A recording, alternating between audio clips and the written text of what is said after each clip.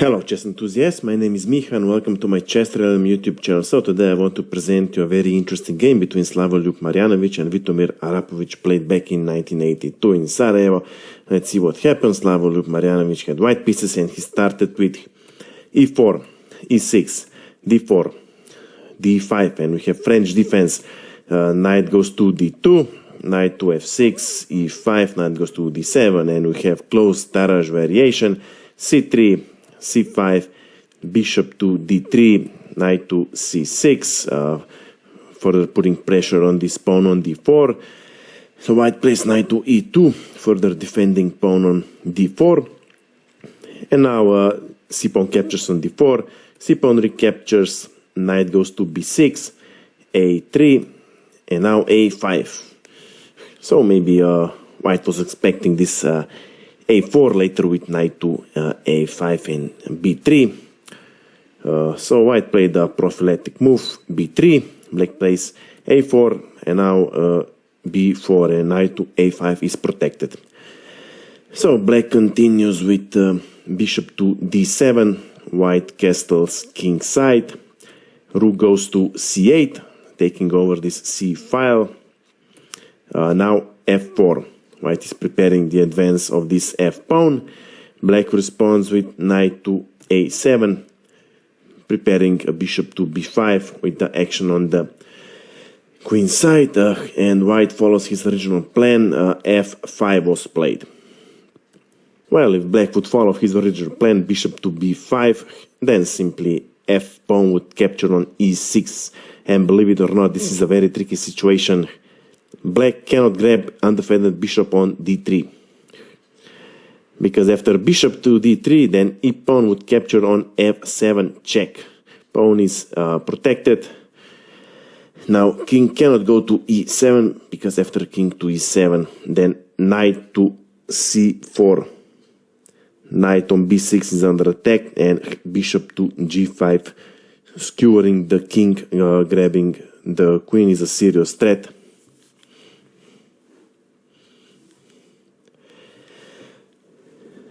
So after king to d7, then e6 check, and here king should go to c7, because after king if king would capture on e6, then knight to f4, forking both king and the bishop.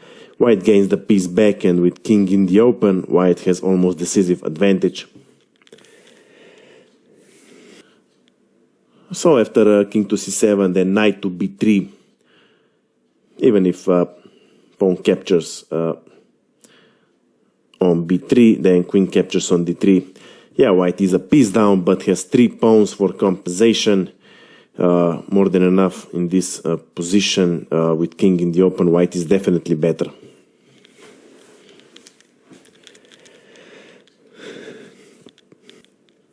Okay, let's go back to our game. E-pawn captures on f5 was played.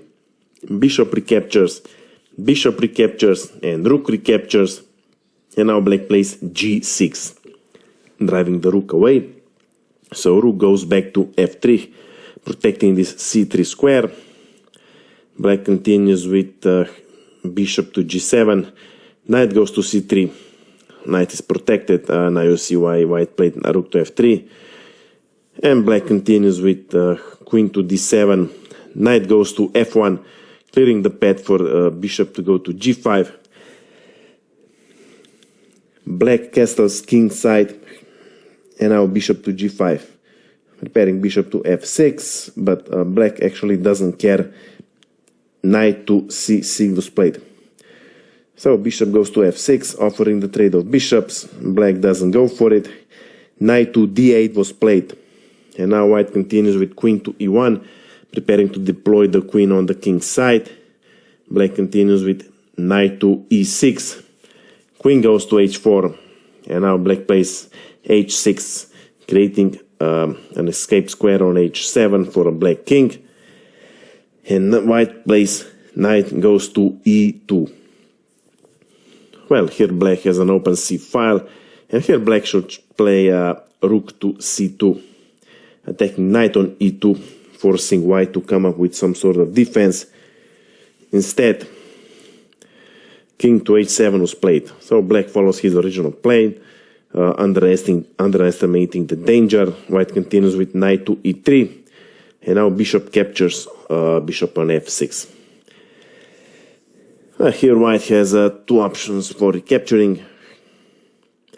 If e-pawn recaptures on f6, then f-file is blocked. Black plays rook to h8. King later goes to g8, and black is pretty much safe here. So in the game, rook captures on f6 was played. Rook to h8 doesn't work anymore because rook from a to f1, double attack on pawn on f7 is a serious threat.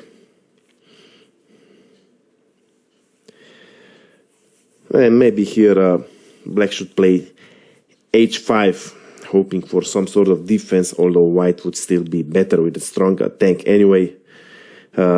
King to g7 was played. Again, the idea is rook to h8, defending this pawn on h6. So white continues with rook from a goes to f1, putting a lot of pressure on this f7 pawn. So currently rook on f8 has to protect this pawn. And black continues with knight to c4, attacking knight on e3. Of course, white cannot capture knight on c4. After knight captures on c4, the pawn recaptures on c4, creating a free pawn on the c file, a very strong asset for black actually.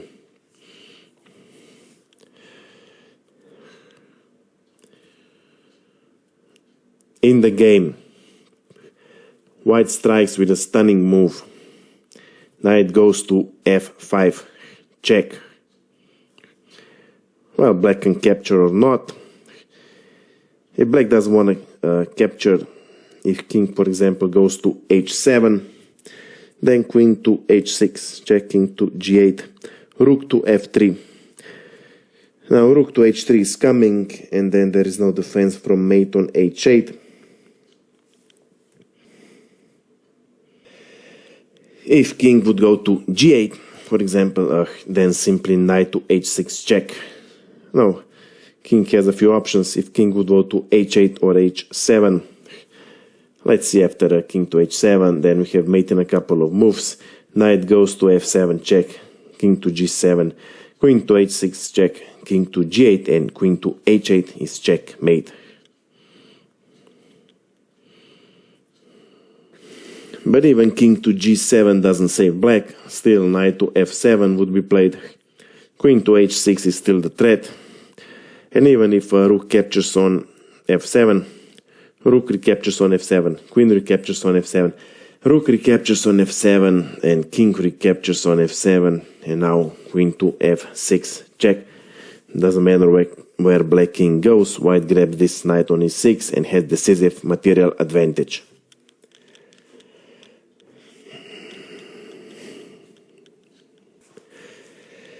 Okay, so in the game, g-pawn captures on f5 was played.